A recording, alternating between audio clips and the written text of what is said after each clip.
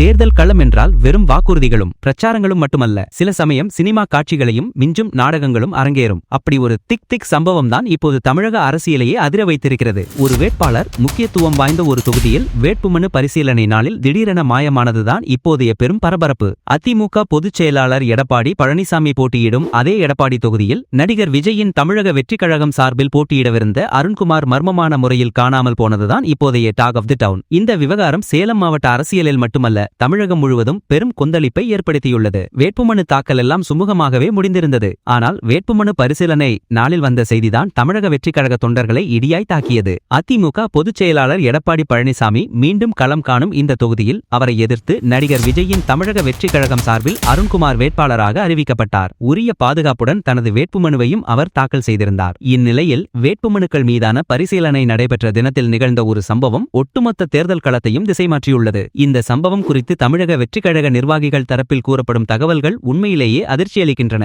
வேட்புமனு தாக்கல் செய்வதற்கு முந்தைய நாள் வரை வேட்பாளர் அருண்குமார் தங்களது அலுவலகத்தில் இயல்பாகவே பேசிக் கொண்டிருந்தாராம். மனு தாக்கல் செய்த பிறகும் கட்சி அலுவலகத்திற்கு வந்துவிட்டு பின்னர் வீட்டிற்கு சென்றிருக்கிறார். ஆனால் அவரது வேட்புமனுவில் 2 முக்கிய இடங்களில் கையெழுத்து விடுபட்டிருப்பதை அதிகாரிகள் சுட்டிக்காட்டினர். உடனே அருண்குமாரை தொடர்பு கொண்டு அலுவலகத்திற்கு வரவழைத்தார்கள். அவர் வந்து அவர்களுடன் அமர்ந்து பேசிக் கொண்டிருந்தார். அந்த 2 இடங்களில் கையெழுத்திடுவதற்கு சற்று முன்பாக இதோ கழிவறை சென்றுவிட்டு வந்துவிடுகிறேன் என்று கூறி சென்றவர் அதன் பிறகு அலுவலகத்திற்கே திரும்பவே இல்லை. பல இடங்களில் தேடியும் அவர் கிடைக்கவில்லை என்று அந்த கட்சி நிர்வாகிகள் தெரிவிக்கின்றனர். கையெழுத்து முழுமை பெறாத காரணத்தினால் தொழில்நுட்ப ரீதியாக அருண்குமாரின் வேட்புமனு தேர்தல் நடத்தும் அதிகாரியால் தள்ளுபடி செய்யப்பட்டது. இது மட்டுமல்லாமல் அவரது மனைவியின் வேட்புமனுவும் நிராகரிக்கப்பட்டது. அவரும் முக்கியமான சில விவரங்களை வழங்கவில்லை, சரியாக கையெழுத்திடவில்லை என்று கூறப்படுகிறது. மாற்று வேட்பாளர்களும் சரியாக விவரங்களை கொடுக்காததால் வேறு வழியின்றி அனைத்து மனுக்களும் நிராகரிக்கப்பட்டன. ஆனால் இங்கே ஒரு முக்கியமான கேள்வி எழுகிறது. ஒரு வேட்பாளர், அதுவும் ஒரு பெரிய கட்சியின் சார்பில் போட்டியிடும் ஒருவர், இவ்வளவு முக்கியத்துவம் வாய்ந்த நேரத்தில் இப்படி திடீரென மாயமாவது எப்படி சாத்தியம்? இதன் பின்னணியில் உண்மையில் என்னதான் நடந்திருக்கும்?